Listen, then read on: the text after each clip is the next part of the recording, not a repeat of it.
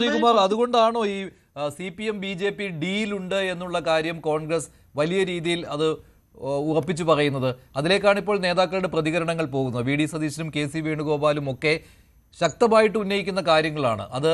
പാലക്കാട് BJPക്ക് അനുകൂലമായിട്ടുള്ള ഒരു ഡീലാണെങ്കിൽ വേറെ 10ഓളം മണ്ഡലങ്ങളിൽ അവിടെ CPMനെ ജയിപ്പിക്കുന്നതിന് വേണ്ടിയുള്ള ഒരു ഡീലാണെന്നാണ്. പക്ഷേ ഇതൊരു എന്താണ്, ഒരു ഭയം കൊണ്ടുണ്ടായ ഒരു കാര്യം, ഒരു മുൻകൂർ ജാമ്യമെടുക്കൽ എന്ന രീതിയിലാണ് വരുന്നത്. നേരത്തെയും ഉണ്ടായിരുന്നു ഈ ഡീൽ ആരോപണമൊക്കെ. നോക്കൂ ശ്രീ മഞ്ജുഷ, ഇതില് ഒരു ഭയപ്പാടിന്റെ പ്രശ്നമില്ലല്ലോ. കാരണം കേരളത്തിലൊരു UDFന്റെ അനുകൂലമായ കാലാവസ്ഥ ഉണ്ടെന്ന് പൊതുവെ ഒന്ന് വിലയിരുത്തപ്പെടുന്നുണ്ട്. ഇവിടെ ഷാബു പ്രസാദ് ഒരു തൂക്ക് സഭ വരുമെന്നൊക്കെ പറയുമ്പോൾ അത് അദ്ദേഹത്തിന്റെ BJPയോടുള്ള താല്പര്യമായിരിക്കും. 1965 ഇതുപോലെ വന്നിട്ടുണ്ട്, ആർക്കും ഭൂരിപക്ഷമില്ലാത്തൊരു നിയമസഭ വന്നിട്ടുണ്ട് കേട്ടോ. അപ്പൊ അതുകൊണ്ട് അതൊന്നൊരു വിഷയമുള്ള കാര്യമല്ല. കാരണം ഈ 2026 നിയമസഭാ തെരഞ്ഞെടുപ്പില് നമ്മള് ഓരോ മണ്ഡലത്തിലും ചില പ്രത്യേക സ്വഭാവമുണ്ട് മഞ്ജുഷേ. ഇപ്പൊ ഈ CPM BJP ഒരു ധാരണ എന്ന് പറയുന്നത് അത് ചില സാഹചര്യങ്ങൾ കണക്കാക്കിക്കൊണ്ടുള്ളതാണ്. അത് 2-3 കാര്യമായിട്ട് ഞാൻ പറയാം. ഒന്ന്, BJPക്ക് ലോക്സഭാ തെരഞ്ഞെടുപ്പിൽ കിട്ടിയ ഒരു വിജയാന്തരീക്ഷവും വോട്ടന്തരീക്ഷവും, അതുപോലെ തദ്ദേശ തെരഞ്ഞെടുപ്പിൽ തിരുവനന്തപുരത്ത് കിട്ടിയ ഒരു വോട്ട് വിഹിതമൊന്നും നിയമസഭാ തെരഞ്ഞെടുപ്പിൽ ഉണ്ടാകില്ല. കാരണം നരേന്ദ്രമോദിക്കുള്ള വോട്ടും തിരുവനന്തപുരം കോർപ്പറേഷൻ പിടിക്കാനുള്ള വോട്ടും 2-2 മറിച്ച് നിയമസഭ എന്ന് പറയുന്നത് ഒരു ഭരണമാറ്റത്തിനുള്ള വോട്ടാണ്. അവിടെ BJP ഒരു വലിയ രാഷ്ട്രീയ ഘടകമായിട്ട് ഞാൻ കാണുന്നില്ല. ഒരുപക്ഷെ BJP പോലും അത്രയും ചിന്തിക്കുമെന്ന് ഞാൻ കരുതുന്നില്ല. കാരണം അവിടെ പല പ്രമുഖ നേതാക്കൾ ഇത്തവണ മത്സരരംഗത്ത് ഞാൻ കാണുന്നില്ല. ഇനിയിപ്പോ വരുമോന്ന് അറിയില്ല, കാരണം ഇനി സമയമൊക്കെ ഉണ്ട്. അപ്പൊ ഇതിൽ നിയമം മതിയോ എന്നൊരു ചോദ്യങ്ങൾ ഉന്നയിച്ച് എന്തുകൊണ്ടാണെന്ന് വെച്ചാൽ ഇവര് നിയമത്തെ BJP അവരുടെ ഒരു സുവർണാവസരമായിട്ട് കാണുന്നുണ്ട്, നിയമം ജയിക്കാമെന്ന്. കാരണം അവർക്ക് അവിടെ ഒരു രാഷ്ട്രീയ പിന്തുണ ഉള്ള ഒരു സ്ഥലമാണ്. അപ്പൊ അവിടെ പെട്ടെന്ന് ജയിച്ചു കയറാമെന്നൊരു ചിന്ത അവർക്ക് ഉണ്ടാകുന്നതിൽ അവർക്ക് ആ ഒരു ചിന്ത അവർ കൊണ്ടു നടക്കട്ടെ. കാരണം രാഷ്ട്രീയത്തിൽ അങ്ങനെ ഒരു ചിന്തയൊക്കെ നല്ലതാണ്. തിരുവനന്തപുരത്തെ രാഷ്ട്രീയമായ ഒരു സംസ്കാരത്തില് അവിടെ നിത്യജീവിതം ഒരു പ്രശ്നമല്ല. അതായത് ക്ഷേമ പെൻഷൻ, അതുപോലെ മറ്റുള്ള ദൈനംദിന ജീവിതത്തിലെ സാധാരണ ഒരു ശരാശരി മനുഷ്യൻ നേരിടുന്ന വിഷയങ്ങളൊന്നും അവിടെ പ്രസക്തമല്ല തിരുവനന്തപുരത്ത്. അപ്പൊ അതുകൊണ്ട് അവിടുത്തെ ആ ഒരു രാഷ്ട്രീയ സംസ്കാരം അനുസരിച്ചിട്ട് അവിടുത്തെ വ്യക്തികളെയൊക്കെ നോക്കിയിട്ട് വോട്ട് ചെയ്യുന്ന ഒരു അവസ്ഥ ഉണ്ടാകുമായിരിക്കാം. മറിച്ച് മറ്റുള്ള മണ്ഡലങ്ങളിലൊന്നും അങ്ങനെ അല്ലല്ലോ. ഈ പിന്നാക്ക മണ്ഡലങ്ങളിലൊന്നും അങ്ങനെ അല്ലല്ലോ. നമ്മുടെ ആശുപത്രികളുടെ അവസ്ഥ, ജോലി ഇല്ലല്ലോ മഞ്ജുഷ. നമ്മുടെ നാട്ടിലെ ചെറുപ്പക്കാർക്ക് PSC എഴുതാൻ പോലും പറ്റുന്നില്ല, റാങ്ക് ലിസ്റ്റ് വന്നിട്ട് കാര്യമില്ല. 2 കാര്യങ്ങളാണ് ഇത്തവണ മുഖ്യമായിട്ടും എന്റെ ചിന്തയെ തോന്നുന്നത്. ഒന്ന്, നമ്മുടെ ആശുപത്രികളുടെ ദുരന്തം. 2, ജീവൽ പ്രശ്നമായ തൊഴിലില്ലായ്മ. ഈ 2 കാര്യത്തില് വ്യക്തമായൊരു ജനവിധി എന്തായാലും ഇത്തവണ ഉണ്ടാകും. അപ്പൊ അങ്ങനെ വരുമ്പോഴേ ഇവിടെ ഒരു ഡീലിനെ കുറിച്ച് പറയുന്നുണ്ട്. അത് പാലക്കാട്ട് എങ്ങനെ പറയാൻ കാരണം എന്താണെന്ന് വെച്ചാല് പാലക്കാട്ട് CPM 3-ാം സ്ഥാനത്താണ്. അപ്പൊ ആ 3-ാം സ്ഥാനത്ത് CPM വന്നപ്പോൾ കഴിഞ്ഞ തവണ അവരുടെ സ്ഥാനാർത്ഥി കോൺഗ്രസിൽ നിന്ന് പോയ ഡോക്ടർ P സരിനായിരുന്നു. അപ്പൊ ഇത്തവണ അദ്ദേഹത്തെ ഒന്നുകൂടി മത്സരിപ്പിക്കുമെന്നൊരു ധാരണയുണ്ട്. പക്ഷെ അവർ മത്സരിപ്പിച്ചില്ല. അത് പാർട്ടി സ്ഥാനാർത്ഥി വേണ്ട, പകരം അരിവാൾ ചുറ്റിയ നക്ഷത്രം കണ്ടാൽ ജനത്തിന് അതൊരു ബുദ്ധിമുട്ടാകും, അതുകൊണ്ട് സ്വതന്ത്ര ചിഹ്നം മതി എന്നവർ തീരുമാനിച്ചു കാണും. കഴിഞ്ഞ തവണ സരിനെ മത്സരിച്ച സമയത്തും ഇതേ ആരോപണം വന്നിരുന്നതാണ്. അവിടെ ഒരു ഡീലാണ്, അവിടെ BJPക്ക് ജയിക്കാനുള്ള അവസരം CPM ഒരുക്കുകയാണെന്ന് കേട്ടോ. അങ്ങനെ ആ സമയത്തുണ്ടായിരുന്നു അങ്ങനെ ഒരു ആരോപണം. അല്ലാതെ കാരണമുണ്ട്, ഞാൻ പറഞ്ഞു തരാം.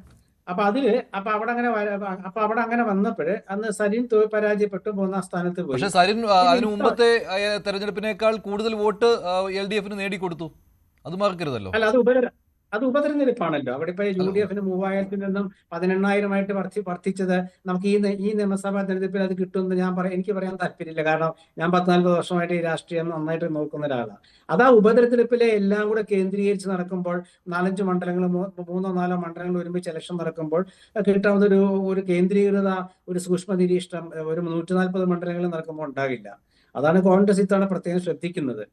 അപ്പൊ അതുകൊണ്ട് അന്ന് അവിടെ സരിൻ തോറ്റു. പിന്നെ അവിടെ ഒരു AK ഷാനിബ് എന്ന് പറഞ്ഞിട്ട് യൂത്ത് കോൺഗ്രസ് നേതാവിനെ CPMലേക്ക് പോയിരുന്നു. അദ്ദേഹം പിന്നീട് പെട്ടെന്ന് തന്നെ DYFI സ്റ്റേറ്റ് കമ്മിറ്റി മെമ്പറായി. അദ്ദേഹം ഇത്തവണ സ്ഥാനാർത്ഥിയാകുമെന്ന് വിചാരിച്ചു, ഷാനിബ്. പക്ഷെ ഷാനിബും സ്ഥാനാർത്ഥിയായില്ല. പിന്നെ അവിടുത്തെ ഒരു ഹോട്ടൽ വ്യവസായി സ്ഥാനാർത്ഥിക്ക് അദ്ദേഹം പറഞ്ഞു, ഞാൻ എല്ലാ പാർട്ടിക്കാരുമായിട്ടും ബന്ധമുണ്ട്, എനിക്ക് ആ ഒരു ബന്ധം മാത്രമേ ഉള്ളൂ എന്ന് അദ്ദേഹം പറയുകയും ചെയ്തു. അപ്പൊ അവിടെ എന്തുകൊണ്ടാണ് CPM ഒരു അരിവാൾ ചുറ്റിയ നക്ഷത്രത്തിന്റെ സ്ഥാനാർത്ഥിയെ നിർത്താതിരുന്നതൊരു ചോദ്യം വന്നപ്പോൾ അവിടെ ഉയർന്ന ഒരു ചിന്തയാണത്. എന്താണ് അരിവാൾ ചുറ്റിയ നക്ഷത്രം ഉപേക്ഷിച്ചത് പാർട്ടി? അപ്പൊ അവിടെ ഒരു ജയിക്കാൻ സാധ്യതയുണ്ടെന്ന് BJP കരുതുന്ന ശോഭാ സുരേന്ദ്രനെ കൊണ്ടു നിർത്തി. അപ്പൊ പിന്നെ കോൺഗ്രസിന് ഒരു വോട്ട് കുറയ്ക്കുക. അവിടെ രാഹുൽ മാങ്കൂട്ടത്തിലുള്ള വിഷയമുണ്ട്, ഷാഫി പറമ്പിലിനോടുള്ള അരിശമുണ്ട്, അതുപോലെ വി ഡി സതീശൻ പാലക്കാട്ട് നേതൃത്വം കൊടുക്കുമ്പോൾ സതീശൻ വിരുദ്ധത CPM കൊണ്ടു നടന്നു. അപ്പൊ ഇതെല്ലാം കൂടെ വെച്ചുകൊണ്ട് BJPക്ക് ആണെങ്കിൽ ആ മുനിസിപ്പാലിറ്റിയിൽ ഒരു മേധാവിത്വം ഉണ്ട്. ഇതെല്ലാം കൂടെ വെച്ചുകൊണ്ടൊരു CPM ഒരു തന്ത്രം കാണിച്ചോ എന്ന് നമുക്ക് പറയാൻ പറ്റില്ല. പക്ഷേ ശോഭാ സുരേന്ദ്രനെ നിയമസഭയിൽ എത്തിക്കാൻ CPM ഇങ്ങനെ ഒരു അടവ് നയത്തിന് തയ്യാറാകുമോ? അല്ല, അത് പറയാൻ പറ്റില്ല. ശോഭാ സുരേന്ദ്രനോട് CPM-ന് എന്താ ദേഷ്യമുള്ളത്? അല്ല, ഇവിടെ മഞ്ജുഷേ, നമ്മുടെ മറ്റേ നിലമ്പൂർ ഉപതെരഞ്ഞെടുപ്പ് കാലത്ത് ഗോവിന്ദ മാഷിന്റെ ഒരു അറിഞ്ഞുകൊണ്ടുള്ള വിവാദ പ്രസ്താവന ഉണ്ടായല്ലോ, RSSന്റെ പിന്തുണ സ്വീകരിച്ചിരുന്നു. അതെന്താ കാരണമെന്ന്? അന്ന് നിലമ്പൂരിൽ BJP സ്ഥാനാർത്ഥി നിർത്തണോ നിർത്തണ്ടേ എന്നൊക്കെ ഇങ്ങനെ തീരുമാനിച്ച് ആകെ ആശയക്കുഴപ്പത്തിലായ സാഹചര്യം ഉണ്ടായിരുന്നു. അപ്പൊ പിന്നെ Hindu vote RSS BJP vote കിട്ടുന്നത് പോന്നോട്ടെ, ഞങ്ങളുടെ പഴയ സുഹൃത്തുക്കളാണെന്നൊരു ഓർമ്മപ്പെടുത്തൽ ഗോവിന്ദ മാഷ് നടത്തിയ ഓർമ്മയില്ലേ? അത് വളരെ കൃത്യമായിട്ട് തന്നെ ഓർമ്മയുണ്ടല്ലോ. അപ്പൊ അതിനുശേഷം ഈ മറ്റേ ശോഭാ സുരേന്ദ്രൻ അവിടെ സ്ഥാനാർത്ഥിയായിട്ട് വരുമ്പോൾ അവിടെ ഒരു സഹായം CPM ചെയ്യുമ്പോൾ അവർക്ക് നഷ്ടമൊന്നും ഉണ്ടാവില്ല. ഒരു 10 മണ്ഡലങ്ങൾ എന്ന് വെച്ചാൽ ഈ 10 മണ്ഡലങ്ങൾ ഏതാണെന്ന് അറിയാമോ? അതായത് ഇപ്പൊ ചില സ്ഥലങ്ങളിൽ, ഇപ്പൊ തൃപ്പൂണിത്തുറ, അവിടെ BJPക്ക് ശക്തമായ ഒരു സാന്നിധ്യമുള്ള സ്ഥലമാണ്. തൃക്കാക്കര മേഖല, എറണാകുളത്തെ ചില മേഖലകളിൽ. അപ്പൊ ഈ 2020 ആണോ BJP ആണോ കൂടുതൽ ശക്തയായ ഒരു പ്രസ്ഥാനം എന്നൊരു ചോദ്യം ഉയർന്നു വന്നിട്ടുണ്ട്. അപ്പൊ 2020-ക്കൊക്കെ സീറ്റ് കൊടുക്കുക, അതും കൃത്യമായി ആലോചിക്കുക പോലും ചെയ്ത, വോട്ട് പോലും ഇല്ലാത്തവരെയൊക്കെ പിടിച്ചു നിർത്തി, അത് മറ്റേ സിനിമാ താരങ്ങളെയൊക്കെ പിടിച്ചു നിർത്തി ഒരു ഗ്ലാമർ സാഹചര്യം ഉണ്ടാക്കാമെന്നൊക്കെ വിചാരിച്ചൊരു അങ്ങനെയൊക്കെ ഒരു പാർട്ടി തെരഞ്ഞെടുപ്പിനെ നേരിടുമോ? അതെനിക്ക് തോന്നുന്നില്ല. അപ്പൊ അതുകൊണ്ട് ഈ നിയമം, അവർക്ക് ഒരു സീറ്റ് വേണം. അവർക്ക് എന്തായാലും കേരള ഭരണം കിട്ടൂല, കോൺഗ്രസ് അധികാരത്തിൽ വരാനും പാടില്ല. എങ്കിൽ പിന്നെ വലിയ ബുദ്ധിമുട്ടൊന്നും ഇല്ലാണ്ട് CPM തുടരുന്നതിന് അവർക്ക് എന്താ ബുദ്ധിമുട്ട്? കാരണം നരേന്ദ്രമോദിയായിട്ട് ഏറ്റവും നല്ല ബന്ധം സൂക്ഷിക്കുന്ന ഒരാളാണ് പിണറായി വിജയൻ. അത് രാഹുൽ ഗാന്ധി തിരുവനന്തപുരത്ത് പുതിയ യാത്രയുടെ സമാപനത്തിൽ പ്രസംഗിച്ചതുപോലെ നരേന്ദ്രമോദി, അതുപോലെ മറ്റേ ട്രംപും നരേന്ദ്രമോദിയുമായിട്ട് താരതമ്യപ്പെടുത്തിയ ശേഷം നരേന്ദ്രമോദി വിചാരിച്ചാൽ അവിടെ ഒപ്പിടുന്ന ആളാണ് പിണറായി വിജയൻ എന്ന് പറഞ്ഞില്ലേ? അത് ആ PM-ശ്രീ പദ്ധതി കാണിച്ചു കൊടുത്തുകൊണ്ടാണ്. അത് തെറ്റൊന്നുമല്ല, PM-ശ്രീ പദ്ധതി നമ്മുടെ മുമ്പിൽ ഉദാഹരണമുണ്ട്. അപ്പൊ അതുകൊണ്ട് ഇങ്ങനെ ഒരുപാട് സാഹചര്യങ്ങളുണ്ട്. അതുപോലെ മുമ്പ് നിയമത്ത് ജയിച്ച രാജഗോപാല്, അദ്ദേഹം നിയമസഭയിൽ സ്പീക്കർ ഇലക്ഷൻ വന്നപ്പോൾ അന്ന് CPM സ്ഥാനാർത്ഥിക്ക് വോട്ട് ചെയ്തത്. അത് നമുക്കറിയാമല്ലോ, ശ്രീരാമകൃഷ്ണനാണ് വോട്ട് ചെയ്തത്. അപ്പൊ അത് എന്നാ CPM എന്താ പറയട്ടെ, രാജഗോപാലിന്റെ വോട്ട് ഞങ്ങൾക്ക് വേണ്ടെന്ന് പറഞ്ഞില്ല, രാമനും കൃഷ്ണനും ഉള്ള ഒരു രൂപം എന്നൊക്കെ പറഞ്ഞുകൊണ്ട് അദ്ദേഹം ഒരു കവിതയൊക്കെ ഒരു സങ്കല്പമൊക്കെ ഉണ്ടാക്കിയെടുത്തിട്ട്. പക്ഷേ 2021 ഷാഫി പറമ്പിൽ ജയിക്കാൻ കാരണമായത് അവസാനം CPM വോട്ട് മറിച്ചത് കൊണ്ടാണ്. അങ്ങനെ ഒരു കാര്യം കൂടി അവിടെ ഉണ്ടല്ലോ, അല്ലെങ്കിൽ ഈ ശ്രീധരൻ ജയിച്ചേനെ. അല്ല, ഈ CPM വോട്ട് മറിച്ചുകൊണ്ടല്ല. അതായത് അവിടെ ഈ ശ്രീധരനെ ജയിക്കും എന്നുള്ള ഒരു ഘട്ടം ആദ്യം മുതൽ തന്നെ ചിലർക്കൊക്കെ ഉണ്ടായിരുന്നു. അപ്പൊ പിന്നെ അവിടെ ഒരു മതേതര പ്രസ്ഥാനത്തിന്റെ സ്ഥാനാർത്ഥി ജയിക്കണമെന്ന ആഗ്രഹമുള്ള ഒരുപാട് പേരുണ്ട്. അതിൽ CPM-കാരുണ്ട്, BJP-യിലെ തന്നെ ഒരു വിഭാഗമുണ്ട്. അത് പാലക്കാട്ടെ BJP-യിലത്തെ പ്രശ്നങ്ങളൊക്കെ നമുക്കറിയാമല്ലോ മഞ്ജുഷ, അതുകൂടെ നമ്മൾ മനസ്സിലാക്കണം. അപ്പൊ അങ്ങനെ ഒരുപാട് വിഷയങ്ങൾ ഞാൻ പറഞ്ഞ, അങ്ങനെ പ്രാദേശിക സാഹചര്യം നോക്കാൻ ഒരുപാട് നമുക്ക് പറയാനുണ്ട്.